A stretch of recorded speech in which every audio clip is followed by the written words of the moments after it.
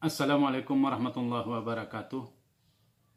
Alhamdulillah, hamdan syukran lillah, salatan wa salaman ala rasulillah. Asyhadu an la ilaha illallah wahdahu la syarikalah, wa asyhadu anna muhammadan abduhu wa rasuluh la nabiyya ba'dah. Para pencinta ilmu pengetahuan yang dirahmati oleh Allah subhanahu wa ta'ala, pada kesempatan ini kita sudah masuk kepada episode atau bahagian ke-60 dari kajian kita tentang keilmuan, khususnya adalah bidang usul fikih. Dari pengalaman-pengalaman mengajar tentang usul fikih, terkadang agak sulit mahasiswa memahami tentang materi-materi yang diajarkan, karena mungkin penjelasan-penjelasan yang diberikan oleh tenaga pengajar atau para dosen belum mengena kepada sasaran yang harus dipahami oleh mahasiswa. Karena itu mungkin kajian ini kita jadikan sebagai kajian awal, kalau bisa kita katakan, atau episode khusus untuk memudahkan kita mengetahui tentang pengetahuan daripada usul fikih itu sendiri. Sebagaimana kita ketahui bersama, dari awal sudah kita katakan bahwasanya definisi daripada usul fikih itu adalah al-ilmu bil qawaidil lati yatawassalu biha ila istimbatil ahkam min adillatihat tafsiliyah. Jadi usul fikih adalah ilmu tentang kaidah, ilmu tentang tata cara, yang dengan menggunakan tata cara atau kaidah tersebut sampailah kepada pengistimbatan hukum dari dalil-dalil yang terperinci. Di sini ada hal yang perlu kita garis bawahi. Yang pertama, pekerjaan usul fikih adalah untuk menggali, untuk mengeluarkan hukum dari Al-Quran dan hadis. Selama ini kita sudah memahami apa itu pembahagian hukum. Hukum syara' itu dibagi kepada ada hukum taklifi, kemudian ada hukum wad'i. Hukum taklifi itu mencakup kepada wajib, sunat, ibahah, makruh, dan haram. Sedangkan hukum wad'i itu mencakup kepada sebab, syarat, mani, azimah, rukhsah, sah, batal, dan fasid. Ini sudah kita kaji pada kuliah-kuliah sebelumnya. Perlu kita ketahui bahwasanya Al-Quran adalah firman Allah, adalah ucapan Allah, adalah ungkapan Allah. Sedangkan hadis Nabi adalah ucapan Rasulullah Sallallahu Alaihi Wasallam. Kemudian juga hadis adalah perbuatan-perbuatan yang dikerjakan oleh Rasulullah, kemudian diriwayatkan oleh para sahabat, selanjutnya oleh periwayat hadis. Jadi kalau kita berbicara bahwasanya firman Allah, berbicara hadis Nabi, mungkin tidak salah kalau kita mengatakan bahwasanya kita sebagai manusia juga berbicara. Jadi pembicaraan yang kita ucapkan, apa-apa yang saya ucapkan ini tentu para pendengar, para pencinta ilmu pengetahuan menyimak, memahami apa yang saya katakan. Metode-metode yang digunakan dalam memahami ungkapan, dalam memahami ungkapan manusia, kemudian firman Allah, hadis Nabi, dan lain-lainnya, itu digunakan dengan cara adalah untuk mengetahui, pertama sekali adalah diketahui dari sisi bahasa. Ketika kita berbicara dari sisi bahasa, tentu saja kita kembali kepada ilmu bahasa yang dirumuskan oleh orang-orang yang ahli dalam bidang tersebut. Pertama, diawali dengan pengetahuan kita tentang huruf-huruf yang ada di dalam bahasa itu sendiri. Ketika kita berbicara dengan bahasa Arab, berbicara dengan Al-Quran, berbicara dengan hadis, tentu kita bisa mengetahui, bisa memahami bahwasanya huruf-huruf itu ada huruf yang mempunyai makna, kemudian juga ada huruf yang tidak mempunyai makna. Pertama ini yang terlebih dahulu kita lakukan. Kita ketahui huruf mana yang punya makna, kemudian huruf mana yang tidak punya makna. Kemudian selanjutnya setelah mengetahui huruf, kemudian kata per kata dari ucapan, kata per kata dari pembicaraan itu kita harus mengetahui apa maknanya. Apakah memang makna dari sebuah ucapan atau dari sebuah kata itu mudah kita pahami? Atau memungkinkan ketika kita memahami ucapan seseorang, memahami firman Allah, memahami hadis Rasulullah, mungkin perlu pemikiran, perlu pengetahuan, perlu pemahaman untuk mengetahui makna dari lafaz yang diucapkan tersebut. Umpamanya kalau kita kembali kepada firman Allah, kita melihat kepada hadis Rasulullah, umpamanya ada kata yang digunakan oleh Rasulullah, umpamanya tentang niat. Lalu ketika berbicara Rasulullah Sallallahu Alaihi Wasallam dalam hadisnya innamal a'malu bin niat. Di sini tentu perlu memerlukan sebuah pemahaman. Ketika Rasulullah mengatakan seluruh perbuatan itu dimulai dengan niat. Pertama kita harus paham betul tentang apa sebenarnya yang dimaksudkan dengan niat itu sendiri. Kemudian selanjutnya kita harus memahami juga apa yang dimaksud bahwasanya semua perbuatan itu termasuk apa saja. Cakupan perbuatan itu apa saja.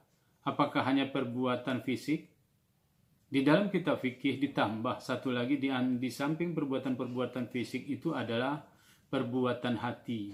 Itulah yang berhubungan dengan niat tadi. Artinya pertama sekali kita harus mengetahui bahwasanya niat itu adalah perbuatan hati, berarti tempatnya adalah di dalam hati. Kemudian yang kedua, sebuah perbuatan itu diawali. Ini sering pertanyaan-pertanyaan ini saya lontarkan kepada mahasiswa, kapan Anda mulai belajar? Kapan kita mulai salat? Kapan kita awali puasa? Kapan kita awali memasak? Kapan kita awali gotong royong? Ketika mengawali perbuatan itu, ketika itulah kita berniat. Umpamanya sebagai contoh kita buat di dalam Al-Quran, Allah Subhanahu wa Ta'ala menjelaskan atau menyebutkan A'udzubillahi minasyaitonirrajim, Bismillahirrahmanirrahim, Idza qumtum ilas shalah faghsilu wujuhakum wa aydiyakum ilal marafiq, dan seterusnya.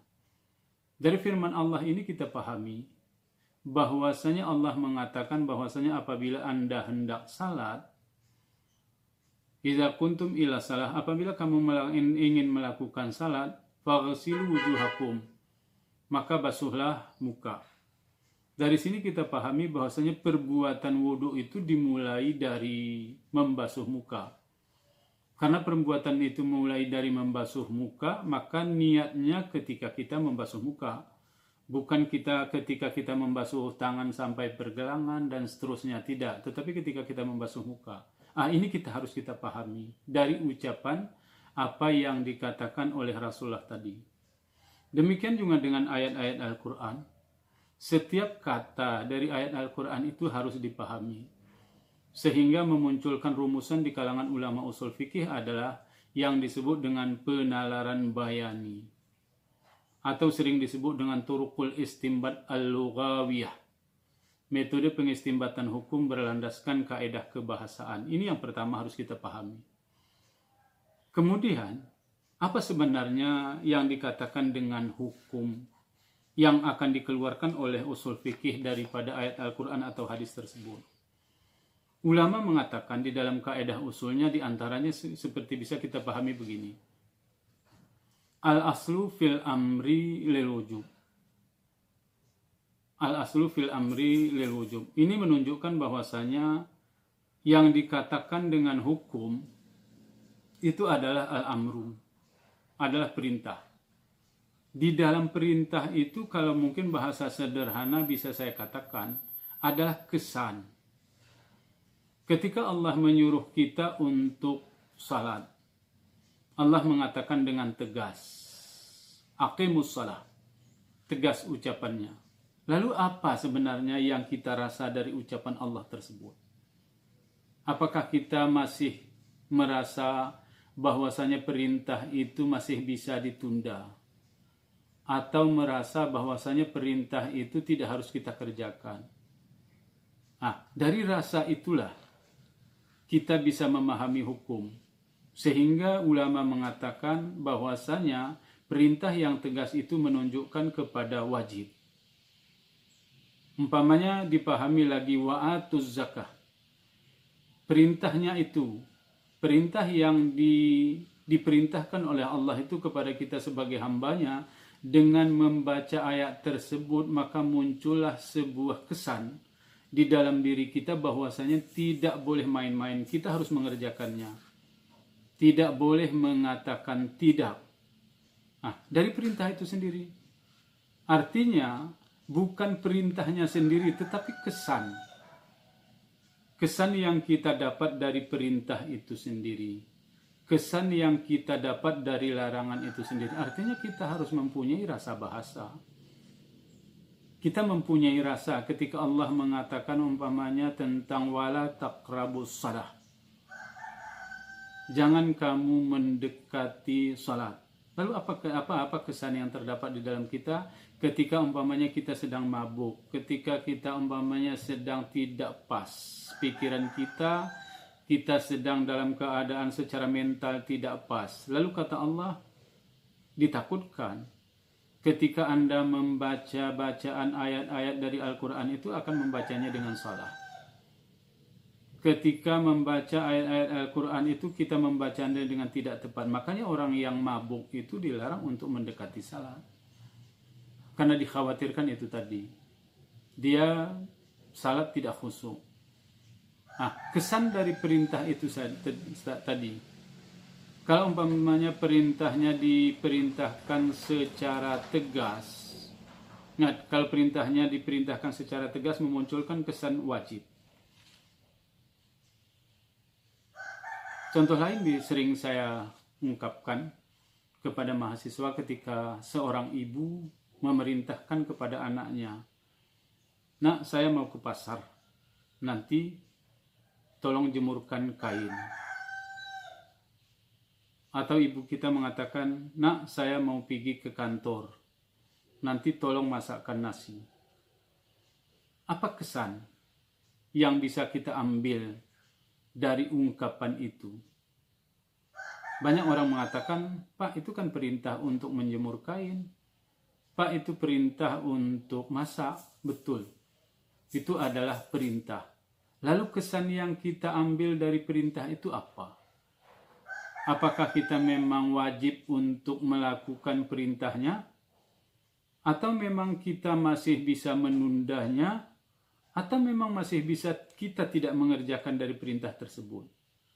Kesan itulah yang dikatakan dengan hukum dalam sebuah perintah. Sehingga ulama mengatakan secara umum al-aslu fil amri lil wujub. Ada juga umpamanya ketika perintah itu tidak tegas, al-aslu fil amri lin nadbi. Artinya menunjukkan kepada sunat. Kenapa? Karena perintah-perintah seperti yang saya katakan tadi, bagaimana bila ungkapan orang tua kita itu sehingga kita bisa memahaminya adalah sebuah anjuran yang tidak mengatakan sebuah ketegasan. Mungkin juga ketika kita sedang belajar, ketika kita sedang mengerjakan pekerjaan sekolah, pekerjaan kuliah, lalu orang tua kita menyuruh kita dengan nada yang tidak tegas. Mungkin pekerjaan itu akan melahirkan hukum sunat. Atau boleh jadi melahirkan hukum ibahah. Saya sering membuat satu ungkapan ketika memulai awal kuliah. Ketika mulai awal kuliah, pertemuan dengan mahasiswa dengan mengucapkan salam, Lalu saya katakan, sebelum kuliah ini kita lanjutkan, mungkin di antara Anda atau kita-kita yang ada di dalam ruangan ini ada pertanyaan, kami persilakan. Itu sebuah ungkapan yang selalu saya ungkapkan kepada mahasiswa. Lalu apa arti, apa kesan yang dilahirkan atau yang didapat oleh mahasiswa dari ungkapan tersebut? Ini sebenarnya melahirkan sebuah pemahaman hukum yang disebut dengan ibahah atau boleh. Artinya bagi mereka yang belum paham dengan materi-materi yang dia baca di rumah, dengan materi-materi yang kita berikan di kampus, mereka belum paham. Maka mereka akan menanyakan. Atau bagi mereka-mereka yang sudah paham dengan apa yang kita ucapkan tersebut, mereka tidak perlu untuk menanyakan. Maka lahirlah hukum ibahah. Jadi bertanya untuk mengawali kuliah itu adalah hukumnya boleh. Ini kesan dari situ yang kita ambil. Dan ini pemahaman-pemahaman dari ungkapan. Apakah dari manusia itu sebagai guru, manusia itu sebagai orang tua, sebagai teman, sebagai adik, dan seterusnya. Lalu apa yang kita timbulkan, apa yang kita rasakan dari apa yang dia ucapkan itu? Apakah merupakan sebuah keharusan sehingga kita kerjakan? Maka itu memunculkan kepada wajib. Atau juga larangan. Orang tua melarang kita. Kamu setiap sore jangan keluar rumah. Malam-malam tidak boleh keluar rumah. Kamu harus belajar. Setiap kata-kata itu mempunyai hukum di dalam ucapannya. Jangan keluar rumah. Itu adalah menunjukkan sebuah ungkapan haram hukumnya kita keluar. Karena tegas dikatakan nggak boleh kita keluar. Anda harus belajar. Itu adalah sebuah ungkapan yang tegas yang kita ambil dari ucapan tersebut. Larangan keluar menunjukkan boleh jadi ketika kita memahami hukumnya adalah haram. Mungkin dalam bahasa yang kita gunakan bukan kata-kata haram, bahwasanya kita adalah dianggap sebagai orang yang tidak patuh kepada orang tua, orang yang tidak mau mendengarkan ucapan orang tua. Tetapi secara hukum bisa kita katakan bahwasanya larangan itu adalah menunjukkan sebuah hukum yang dilahirkan dari ucapan tersebut. Demikian juga dengan ungkapan-ungkapan yang diucapkan oleh Nabi. Umpamanya ketika Rasulullah SAW mendapat perintah dari Allah tentang salat sebagaimana yang saya katakan tadi. Aqimus salah. Menunjukkan bahwasanya kita adalah diperintah oleh Allah secara tegas untuk melaksanakan salat. Wajib hukumnya. Lalu bagaimana kita melaksanakan salat sedangkan itu wajib kita lakukan? Kita tidak paham bagaimana cara untuk melakukannya, kapan harus kita lakukan. Maka Rasulullah SAW mengatakan dengan hadisnya, Sallu kama ra'aitumuni usalli. Salatlah kamu semua sebagaimana saya salat. Lalu kita mengikut Nabi, salat di belakang Nabi pada setiap waktunya, pada waktu-waktu tertentu, menunjukkan bahwasanya kita baru bisa melaksanakan perbuatan wajib yang diperintah Allah itu dengan syarat atau dengan ketentuan hukum, wajib juga mengikut Rasulullah untuk salat. Supaya apa? Supaya kita tahu bagaimana sebenarnya perintah wajib yang disuruh oleh Allah itu tidak hanya patuh kepada Allah, tetapi juga kita harus wajib patuh kepada Rasulullah dengan ungkapan sallu kama ra'aitumuni usalli. Ini kesan-kesan itulah ketika kita membaca hadis Rasulullah.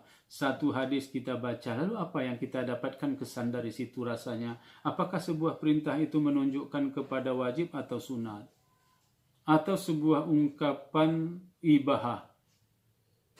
Demikian juga dengan ketika kita membaca Al-Quran setiap ayatnya, lalu kita baca.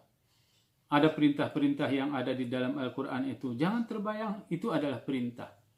Nah, tidak hanya itu adalah larangan. Tetapi ada sebuah nilai. Kalau bisa kita katakan di dalam perintah itu, yang menunjukkan apakah perintah itu menunjukkan kepada wajib, atau menunjukkan kepada sunat. Itu yang harus kita pahami betul, ketika kita ingin memahami, ketika kita ingin belajar usul fikih. Kenapa? Karena usul fikih sebagaimana yang dikatakan definisi dari awal tadi adalah ilmu bagaimana mengeluarkan hukum dari Al-Quran dan hadis. Jadi bagaimana mengeluarkan hukum apabila kita tidak paham apa itu hukum.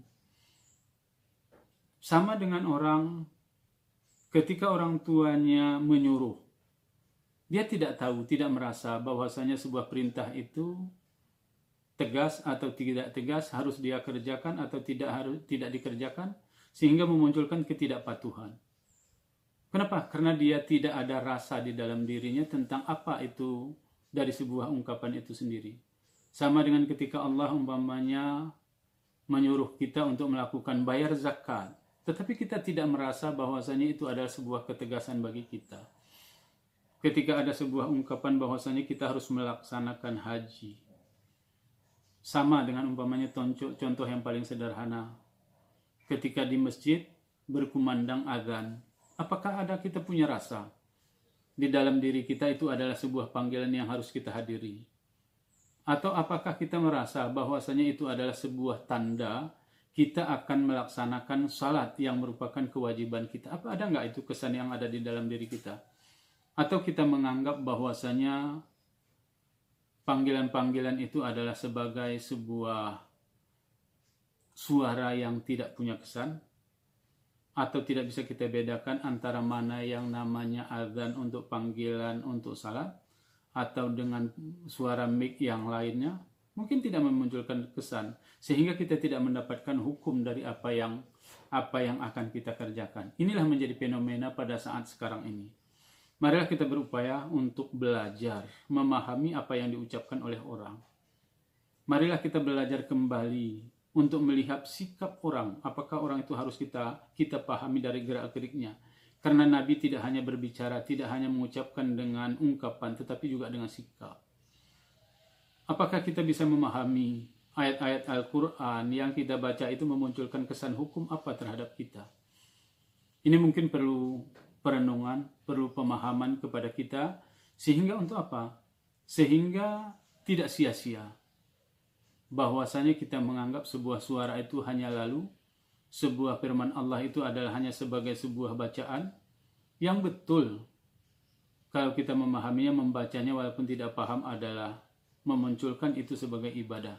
Tapi kan sangat rugi ketika umpamanya ada suara lalu kita tidak paham. Ada hadis Rasulullah lalu kita tidak paham. Ada firman Allah yang seharusnya kita kerjakan karena kita tidak paham, akhirnya tidak kita lakukan. Ini memerlukan kesadaran ulang bagi kita, sehingga ketika kita itu sudah memahami, mungkin mudah-mudahan pelajaran-pelajaran yang berhubungan dengan hukum Islam, berhubungan dengan usul fikih, berhubungan dengan fikih, kita menjadi lebih mudah untuk memahaminya, sehingga kita sebenarnya menjadi orang yang melaksanakan hukum. Al-hukmus syar'i itu kita laksanakan dalam kehidupan kita, karena nilai-nilai itulah yang akan dijadikan sebagai catatan amal kita. Mudah-mudahan ada manfaatnya dari kajian ini, menambah ilmu kepada kita, memunculkan kesadaran kita bagaimana pentingnya pemahaman dari sebuah ungkapan. Saya akhiri, wabillahi taufiq wal hidayah. Assalamualaikum warahmatullahi wabarakatuh.